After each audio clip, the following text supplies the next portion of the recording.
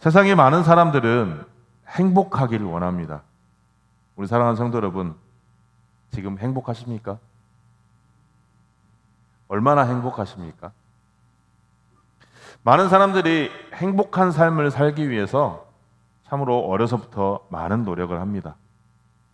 유치원, 초등학교, 중학교, 고등학교, 대학교, 대학원, 석사, 박사. 왜 이렇게 공부를 많이 할까요? 왜 이렇게 노력을 할까요? 또 취업을 했다 하더라도 승진을 하기 위해서 많은 노력을 합니다. 그 이유가 무엇입니까? 잘 먹고 잘 살기 위해서 아닙니까? 행복한 삶을 살아가고 싶어서 그런 거 아니겠습니까? 그래서 학창시절에 더 좋은 상급 학교에 진학하기 위해 많은 노력을 합니다. 그런데 그러한 삶을 늘 꿈꾸다 보니, 늘 행복한 삶을 꿈꾸다 보니 삶 속에 다가오는 고난과 시련, 이 고난과 시련을 그 누구도 겪고 싶어 하지 않습니다. 우리 믿음의 길을 걸어가는 우리 그리스도인들조차 고난을 겪는 것, 시련을 겪는다는 것 결코 즐거워하거나 원하는 사람은 없습니다. 그런데 오늘 야고보서 말씀을 보면 이러한 고난을 대처하는 그리스도인들의 삶의 자세를 말씀하고 있습니다. 본문 13절 말씀입니다. 다 같이 한번 읽어보겠습니다. 시작. 너희 중에 고난 당하는 자가 있느냐? 그는 기도할 것이요. 즐거워하는 자가 있느냐? 그는 찬송할지니라. 아멘.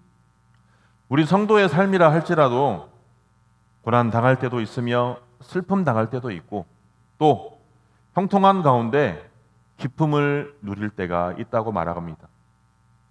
그러면서 뭐라고 말씀하고 있습니까? 고난 당할 때는 뭐하라?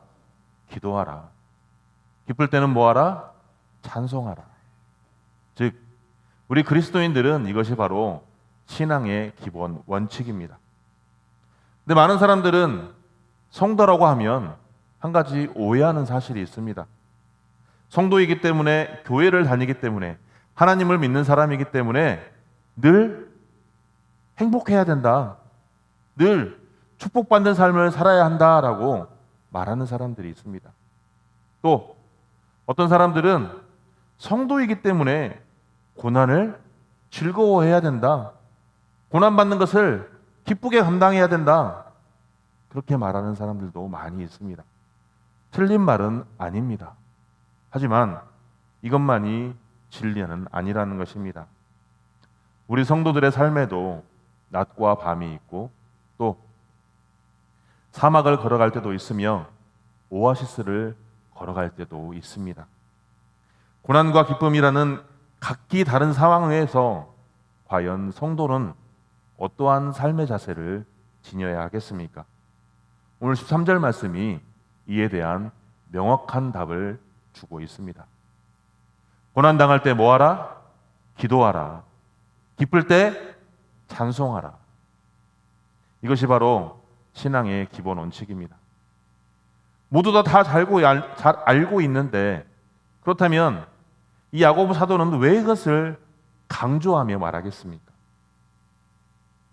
많은 사람들이 기본만 지키며 살아간다면, 이러한 신앙의 기본 원칙만 지키고 살아간다면 늘 복된 삶을 살아갈 수 있으며 믿음의 길을 순탄하게 걸어갈 수 있을 것입니다. 하지만 이 신앙의 기본 원칙을 지키는 것이 과연 쉽겠습니까? 운동 경기에서 기본기를 잘 닦지 못하는 운동선수가 그 운동 경기에 나간 것과 같은 것이라는 것입니다. 프랑스의 철학자 라 로슈푸코는 이렇게 말하고 있습니다. 낮에는 일하고 밤에는 잠잔다. 이것 없이는 누구도 바른 인생을 살 수 없다. 잠을 자야 할 때 잠자지 못하고 낮에 일을 해야 할 때 일하지 못하는 삶. 늘 우리는 이러한 기본적인 삶을 살아야 하지만 이것을 행하지 못하는 삶을 살아가는 사람들은 얼마나 그 삶이 힘들까요? 그런데 이렇게 평범하게 사는 것이 얼마나 어려운 일인지를 우리는 가끔 경험하는 경우가 있습니다. 내 몸이 아파서 일을 할 수 없을 때, 근심과 걱정이 앞서서 밤에 잠을 이루어야 하지만 잠을 이루지 못할 때 얼마나 힘들고 얼마나 가슴이 아프며 이를 해결하기 위해 얼마나 고군분투하십니까? 축구에서 찬스가 나면 슈팅을 하고 때를 놓치면 패스를 해야 한다는 그 기본 원칙을 알고 있지만 이를 지키기가 너무나도 어렵다는 것입니다. 즉 야고보 사도가 말했던 고난 중에 있을 때 기도하고 기쁠 때 찬송하는 이 기본 신앙의 원칙을 지키는 것이 너무나도 어렵다는 것입니다. 고난 중에 기도합니다. 그런데 기도하기에 앞서 뭐 하고 있습니까? 자기 연민에 빠지고 원망하며 불평을 늘어놓을 때가 너무나도 많다는 것입니다. 기쁠 때 하나님을 찬송하기보다는 나의 자랑하기 바쁘고 교만에 빠져 하나님을 잊어버리는 경우가 너무나도 많다는 것입니다. 그러므로 우리 사랑하는 성도 여러분, 고통 중에 있을 때, 고난 중에 있을 때, 시련 중에 있을 때 하나님께 부르짖어 기도하시기 바랍니다. 아멘. 기쁠 때 나를 자랑하거나 나를 나타내거나 교만에 빠지기보다 하나님을 찬송하시기 바랍니다. 아멘. 하나님의 영광이었습니다. 하나님께서 하셨습니다. 이 모든 것이 하나님의 은혜입니다라고 고백하며 하나님께 찬양 올려드리는 저와 여러분들이 되기를 간절히 소망합니다. 아멘. 이것이 바로 신앙인으로서의 기본 자세입니다. 이 기본 자세를 지키는 것이 쉬울까요? 내 맘먹기에 달려있는 거죠. 늘 말씀을 묵상하며 하나님께 기도하며 나아갈 때 하나님께서는 우리를 이 말씀을 통해서 우리를 인도하여 주십니다. 그 인도하신 대로 순종하면 되는 것입니다. 그래서 고난 중에 원망과 탄식을 늘어놓기보다 하나님께 나아가 부르짖어 외치는 우리 귀한 성도님들이 되시기를 바랍니다.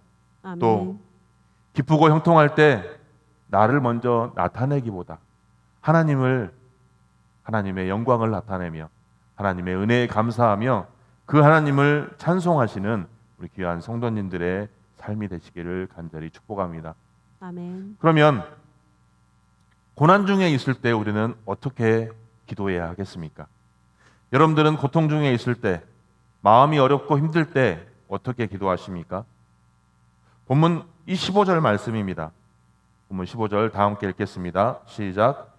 믿음의 기도는 병든 자를 구원하리니 주께서 그를 일으키시리라. 혹시 죄를 범하였을지라도 사하심을 받으리라. 아멘. 아멘. 믿음의 기도는 병든 자를 고쳐주신다고 말하고 있습니다. 이를 통해 하나님께서는 믿음의 기도를 드리는 성도들의 이 기도에 반드시 응답하신다고 말씀하고 있는 것입니다. 그런데 문제는 무엇입니까? 이 믿음의 기도가 과연 무엇이냐는 것입니다. 오늘 이 믿음의 기도라는 것에 우리는 우리의 삶을, 우리의 기도 생활을 한번 뒤돌아봐야 하겠습니다. 왜냐하면 우리 주변에는 이에 대해 잘못된 오해로 말미암은 그릇된 주장들이 너무나도 많기 때문입니다. 즉 믿음의 기도란 첫 번째로 두 마음을 품지 않고 순수한 마음으로 드리는 기도입니다. 의심이 섞이지 않는, 불순물이 섞이지 않는 순수한 기도를 말씀을 드리고 있습니다. 그래서 야고보는 하나님은 간구하는 자에게 반드시 지혜를 주시되 의심하는 자에게는 응답하시지 않으므로 마음을 깨끗이 하라라고 말씀하고 있습니다. 마태복음 5장 3절 말씀에 뭐라고 말씀하고 있습니까? 심령이 가난한 자는 복이 있나니 천국이 그들의 것입니다. 심령이 가난하다는 건 무엇입니까?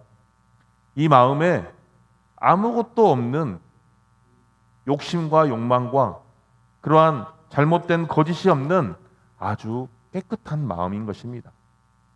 그러한 욕심과 내 욕망과 내 탐욕이 없는 그러한 깨끗한 마음으로 하나님께 기도하라고 말씀하고 있는 것입니다.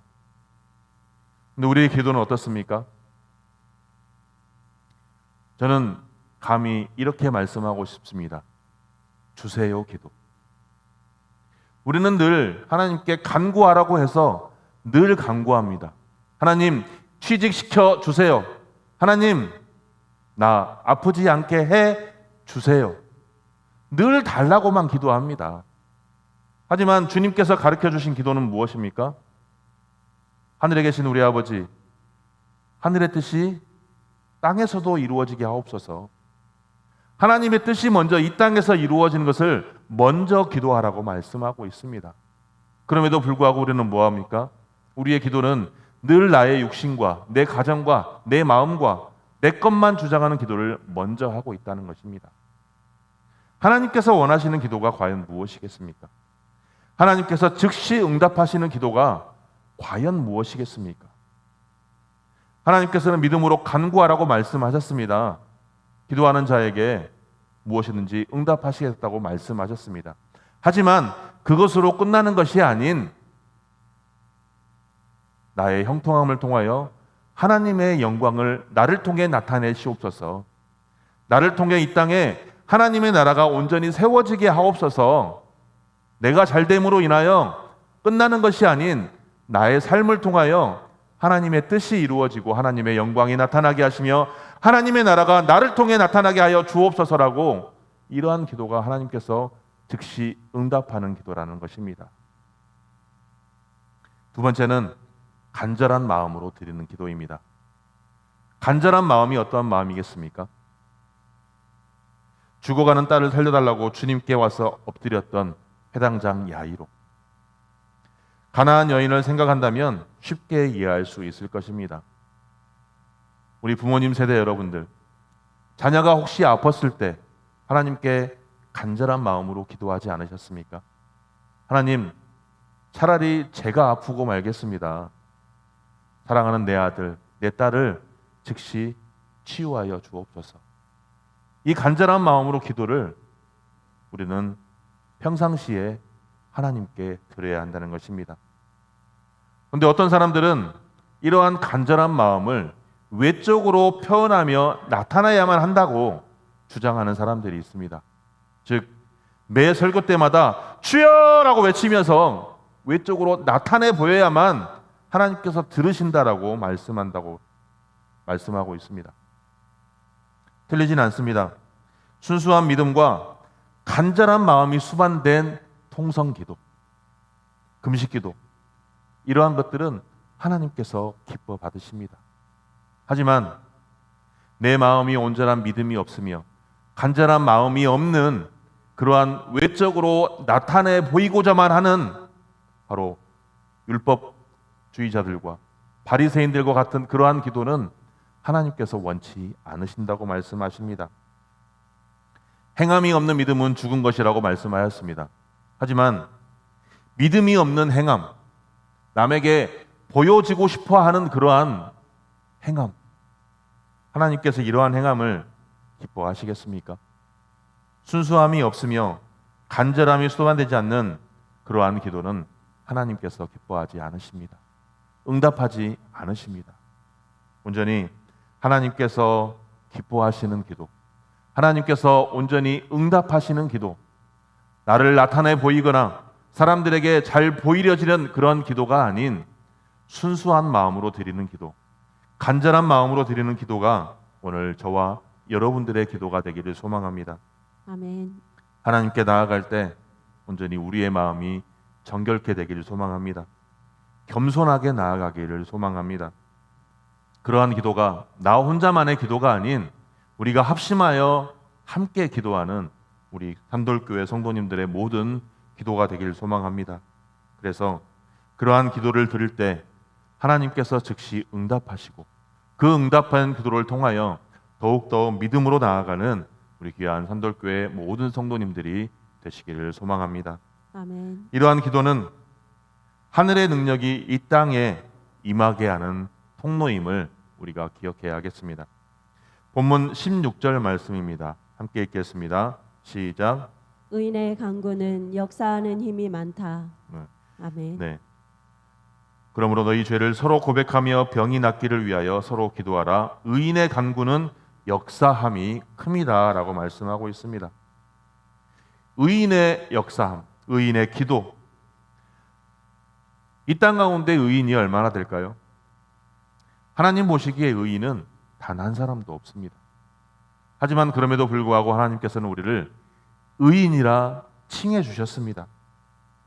바로 예수 그리스도의 십자가 구속 사건으로 말미암아 우리를 의인이라 불러주신 것입니다. 얼마나 감사하며 얼마나 하나님의 은혜가 아닐 수 없습니다. 그런데 그러한 의인이라고 칭함받은 우리의 기도를 하나님께서 능력이 많다라고, 그러한 성도의 기도에 역사하는 하나님의 힘이 크다라고 말씀하고 있습니다. 야고보서는 이를 증명하기 위해서 본문 17절과 18절에서 엘리야의 기도를 예를 들고 있습니다. 사실 구약의 엘리야는 엄청난 능력을 가진 사람이었습니다. 본문 17절 말씀에도 보면 그가 비가 오지 않기를 기도했더니 3년 6개월이나 비가 오지 않았다라고 말하고 있습니다. 엘리야는 이것이 어떠한 악한 마음을 품고 기도했던 것이 아닙니다. 바로 이스라엘 백성의 패역함을 두고 하나님께 기도했던 것입니다. 곧 이스라엘이 하나님을 버리면 비를 내리지 않겠다는 그 하나님의 말씀을 이루어지게 하기 위하여 기도했던 것입니다. 그래서 3년이 넘도록 하늘에서 비가 내리지 않는 역사가 일어났던 것입니다. 아무리 천하를 호령하는 강대국이라 할지라도 태풍이나 가뭄으로 인하여 고통받는 경우가 얼마나 많았습니까? 세계 최고의 힘을 가지고 있는 강대국이라 할지라도 코로나에 아주 힘없이 무너졌습니다. 이러한 사실을 본다면 엘리야의 기도는 엄청난 기도라고 할 수 있습니다. 그런데 그 능력은 여기서 그치지 않았습니다. 18절 보면 그가 다시 기도했더니 하늘에서 비가 오고 땅이 열매를 맺었다라고 말하고 있습니다. 즉 그의 기도에 의해 내린 비는 홍수로 온 땅이 잠길 정도가 아니라 또 해가를 부족할 정도도 아닌 참으로 경작에 알맞은 비, 적당량의 비를 내리게 했다는 것입니다. 엘리야의 기도의 능력이 이처럼 엄청났습니다. 그런데 이러한 기도를 통해 놀라운 역사를 일으켰던 그 엘리야가 엄청난 뛰어난 사람이었을까요? 17절 말씀에 보면 엘리야는 우리와 성정이 같은 사람이도되라고 말하고 있습니다. 즉 엘리야는 우리와 똑같은 사람이라는 것입니다. 다를 것이 아무것도 없다는 것입니다. 즉 엘리야는 바른 믿음의 기도를 행했기 때문에, 하나님께서 원하시는 믿음의 기도를 드렸기 때문에 하나님께서 역사하셔서 엘리야의 그 기도에 즉시 응답하셨다는 것입니다. 세상에는 특별한 기도의 능력을 가진 사람이 따로 없습니다. 엘리야가 절대적으로 특별한 사람도 아니었으며 성경에 나오는 위대한 인물들의 그러한 기도가 그들이 특별한 능력을 지녔기 때문에 그 기도가 이루어졌던 것은 아닙니다. 많은 성경의 위대한 인물들은 그저 평범한 사람들이었습니다. 하지만 그들이 위대한 인물로 성경에 기록될 수 있었던 것은 그들의 기도가 바로 믿음의 기도였기 때문입니다. 우리가 우리의 죄를 회개함으로 정결해진 가운데 하나님께 믿음의 기도를 드릴 때 하나님께서는 우리에게도 똑같이 엘리야처럼 능력 있는 기도의 능력이 나타날 수 있도록 역사하신다는 사실을 꼭 기억하시기 바랍니다. 아멘. 근데 많은 사람들은 오늘날 시대에는 엘리야와 같은 능력 있는 기도가 나타나지 않는다라고 말하고 있습니다. 하나님의 역사하심이 나타나지 않는다라고 말하고 있습니다. 이는 하나님의 능력이 감소했거나 엘리야처럼 특별한 사람이 없어서가 아니라 우리가 드리는 기도가 특별한 엘리야의 믿음의 기도처럼 하나님께서 원하시는 믿음의 기도가 되지 않는다고 알 수 있는 것입니다. 여러분, 사랑하는 성도 여러분, 하나님께서 원하시는 믿음의 기도를 드리시기 바랍니다. 야고보서 4장 2절 말씀에 보면 우리가 얻지 못하면 구하지 않기 때문이다 라고 말하고 있습니다. 기도의 능력을 받았다고 주장하는 사람들만 쫓아다닐 것이 아니라 바로 오늘 내가 하나님께서 원하시는 믿음의 기도를 드리기를 소망합니다. 우리가 믿음으로 구하기만 한다면 엘리야와 같은, 모세와 같은, 아브라함과 같은, 다윗과 같은 그러한 능력의 역사하심이 나타날 줄 믿습니다. 저처럼 성도의 기도는 능력 있는 기도가 될 줄 믿습니다. 하지만 그럼에도 불구하고, 같은 성도임에도 불구하고 기도의 응답이 다른 경우가 있습니다. 열매에 차이 나는 기도가 있습니다. 이것은 바로 17절에서 말씀하고 있는 간절한 마음으로 드리는 기도, 간절하게 드리는 기도에 그 답이 있습니다. 엘리야는 비가 오기를 기도할 때 어떻게 기도했습니까? 땅에 엎드려 그 얼굴이 무릎 사이에 넣고 기도했다라고 말하고 있습니다. 즉 엘리야의 기도의 자세는 하나님께 나타내 보일 수 있었던 최고의 겸손의 기도였습니다. 그런데 그렇게 기도했음에도 불구하고 하나님께서는 즉시 응답하지 않으셨습니다. 그래서 7번이나 이러한 자세로 기도했던 것입니다. 그 후에야 하나님께서는 손바닥만한 구름이 일어나 그 구름에서 점점점 커지기 시작하여서 비가 내리는 응답을 받을 수 있었던 것입니다. 이는 우리에게 하나님으로부터 기도의 응답을 통한 크신 역사하심을 체험하기 위해서는 전심을 다한 기도, 간절함이 있는 기도, 이러한 기도를 드려야 한다는 것입니다. 결코 적당이란 단어는 용납되지 않는 것입니다. 세상의 기준은 어떻습니까? 그저 나만 잘 살면 돼, 나만 편하면 돼, 나만 행복하면 돼, 이러한 기준들이 너무나도 팽배해서 그러한 세상의 기준들이 이제 교회 안에까지 너무나도 침투해 있습니다. 그래서 헌신도 봉사도 적당히, 누가 조금이라도 헌신을 많이 하거나 봉사를 많이 하면 시기하고 질투합니다. 그리고 또 자신의 헌신과 봉사는 적당히 하면서, 기도 또한 적당히 하면서 하나님의 응답이 없으면 원망하고 불평하고 부족하다라고 늘 투덜댑니다. 하지만 사실 이러한 기도는 사탄의 전략입니다. 적당히 하라, 적당히 기도하라, 적당히 헌신하라, 그 정도면 됐다, 얼마나 더 하려고 하느냐. 이러한 사탄의 농간에 넘어가지 마시기 바랍니다. 분별의 행을 확실하게 세우셔서 적당히가 아닌 전심전력하는 우리 성도님들이 되시기를 바랍니다. 아멘. 헌신도 전심전력하여, 봉사도 전심전력으로, 기도도 전심전력하여 하나님께서 원하시는 성도의 삶을 살아가시기를 바랍니다. 아멘. 그저 적당히 하다 마시지 말고 하나님께서 원하실 때까지, 하나님께서 기뻐하실 때까지 전심으로 뛰어나가는 우리 믿음의 성도님들이 되시기를 바랍니다. 야고보는 성도들을 향해서 고난당할 때 기도하고 기쁠 때는 찬송하라고 말씀하고 있습니다. 내가 힘들 때는 전심으로 기도하겠지만 힘들지 않으면 전심으로 기도하지 않으시렵니까?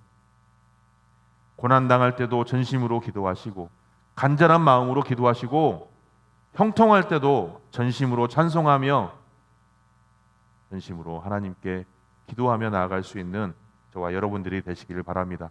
아멘. 그러한 기도를 할 때 두 마음이 섞이지 않는 순수한 기도, 간절한 마음이 있는 간절한 기도, 믿음의 기도, 혼자 기도하기보다는 함께 합심하여 기도할 수 있는 우리 귀한 산돌의 공동체가 되기를 간절히 소망합니다. 아멘. 그래서 나뿐만이 아닌 내 주변의 성도가, 내 이웃의 어떤 사람이 고난 중에 있을 때 믿음의 기도를 합심하여 드림으로 그 고난을 통하여 더욱더 하나님의 놀라운 역사하심을 체험하시고 하나님의 은혜를 체험하시고 그 하나님의 은혜와 사랑을 함께 나누며 하나님께서 기뻐하시는 우리 산돌의 공동체를 온전히 세워가기를 주님의 이름으로 축복합니다.